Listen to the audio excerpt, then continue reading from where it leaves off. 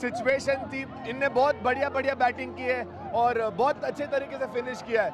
लेकिन आज जो इनिशियली स्ट्रगल हो रहा था ना, डिफिकल्ट हो रहा था, लेकिन उस कैरेक्टर जो शो करते हैं वही ग्रेटनेस है उनका, वही किंग कोहली ऐसे ही नहीं बोलते।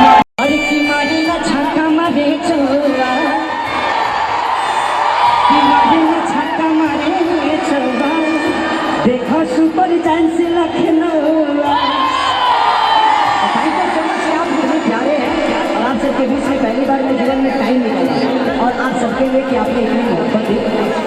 आपने एक खूबसूरत सा गाना लिखा है, गाया है और इसमें डांस भी किया है। उसकी 2 लाइनें हो जाए सब फिर उसके बाद हम 6 मिनट का प्ले करेंगे आपका गाना। वो नंबर 1 ट्रेंडिंग भी कर रहा है, उसका टीजर भी ट्रेंड कर रहा था। नंबर 2 पे टीजर है, नंबर 1 पे गाना ट्रेंड कर रहा है। थैंक यू सो मच मेरी ऑडियंस को कि आप लोग इतना प्यार। मेरे लिए कोई ऐसा खिलाड़ी नहीं जो मेरा फेवरेट हो, सबके सब मेरे फेवरेट हैं क्योंकि सबसे हमारी जीवन। फैंटास्टिक, ये आपका